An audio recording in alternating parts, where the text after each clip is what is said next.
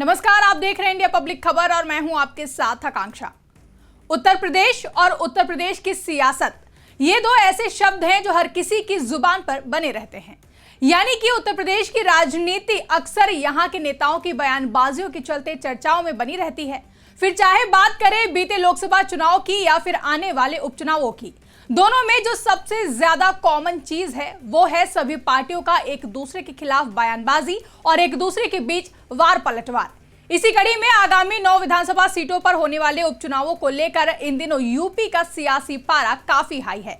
उपचुनावों को लेकर 20 नवंबर को मतदान कराए जाएंगे, जिसके लिए अब महज कुछ ही दिन बाकी हैं और इस चुनावी वक्त को सभी सियासी दल अपने पक्ष में करने का हर संभव प्रयास कर रहे हैं और इस कोशिश को मजबूती देने के लिए सभी दल के नेता जनता के बीच पहुंचकर जमकर चुनाव प्रचार करने में अपनी जान झोंकने का काम कर रहे हैं और जनता के बीच पहुंचकर अपनी अपनी रणनीति के तहत अपने विजन को साझा करते हुए भी देखे जा रहे हैं। उत्तर प्रदेश की 9 विधानसभा सीटों पर होने वाले उपचुनाव को लेकर सियासी पारा दिन ब दिन हाई होता जा रहा है। 20 तारीख को उपचुनावों के लिए होने वाले मतदान के लिए अब काउंटडाउन भी शुरू हो चुका है, जिसके लिए चाहे सत्तारूढ़ भारतीय जनता पार्टी हो, चाहे समाजवादी पार्टी, चाहे बसपा हो या फिर नगीना के सांसद चंद्रशेखर आजाद की पार्टी आजाद समाज पार्टी, इन सभी पार्टियों ने अपनी अपनी जान इस चुनाव को लेकर फूंक दी है। सियासी बाजार गर्म है और बयानबाजियां भी लगातार बढ़ती जा रही हैं और इस वक्त सबसे ज्यादा अगर कोई एक्टिव है बयानबाजियों के मामले में तो वो खुद उत्तर प्रदेश के मुख्यमंत्री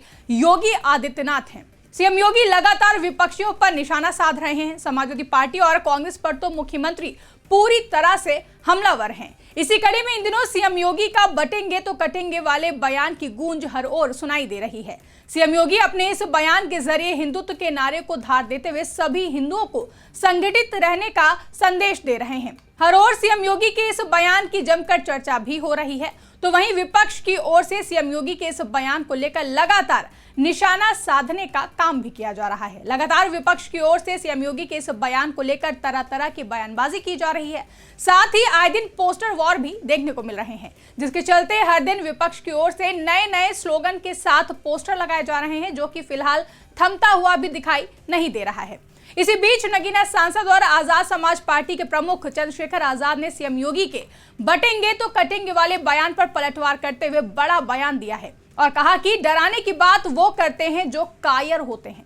मीडिया द्वारा सीएम योगी के बटेंगे तो कटेंगे वाले बयान पर पूछे गए सवाल का जवाब देते हुए चंद्रशेखर आजाद ने कहा कि डराने की बात कौन करता है? जो कायर होता है, जो बुजदिल होता है, वो लोगों को डराने की बात करता है। जो बहादुर होता है, ताकतवर होता है, वो कभी डराने की बात नहीं करता। हम शांति, रोजगार, महंगाई के खिलाफ और बेरोजगारों की बात करने के साथ ही शिक्षा, चिकित्सा और किसानों की समस्याओं की बात करेंगे और महिला उत्पीड़न को रोकने की बात करेंगे। हम ना डरने की बात करेंगे, ना डराने की और ना ही लोगों को डराकर वोट लेने की हम लोग बात करेंगे। ये भारतीय जनता पार्टी का चरित्र है, इससे जनता वाकिफ है। बता दें कि आजाद समाज पार्टी के प्रमुख चंद्रशेखर आजाद मुरादाबाद के कुंदरकी विधानसभा सीट पर पार्टी के प्रत्याशी चांद बाबू के पक्ष में चुनाव प्रचार करने के लिए पहुंचे थे, जहां चंद्रशेखर आजाद ने अपने प्रत्याशी के समर्थन में लोगों से वोट मांगे। वहीं इस दौरान चंद्रशेखर आजाद ने मुख्यमंत्री योगी आदित्यनाथ के बटेंगे तो कटेंगे वाले बयान पर पलटवार करने के साथ ही सीएम योगी को चुनौती देते हुए कहा कि अगर उनमें हिम्मत है तो निष्पक्ष चुनाव करा कर दिखाएं। अगर उनकी जमानत जब्त नहीं हो गई तो कहना। चुनावी जनसभा को संबोधित करते हुए कहा कि आप तो कह रहे हो कि बहुत काम किया है, सबका विकास किया है। अगर हिम्मत है तो मुख्यमंत्री जी निष्पक्ष चुनाव करवा कर देखो। अगर आपकी जमानत जब्त नहीं हो गई तो कहना। आगे चंद्रशेखर आजाद ने कहा कि मुख्यमंत्री को चुनौती देने मैं उनके यहाँ चुनाव लड़ने चला गया था। वो आ जाए, मेरे यहाँ नगीना में 7-8 विधानसभा है, जिला बिजनौर में किसी भी सीट पर आ जाएं। अगर जमानत जब्त कराकर नहीं भेजी तो मेरा नाम भी चंद्रशेखर नहीं।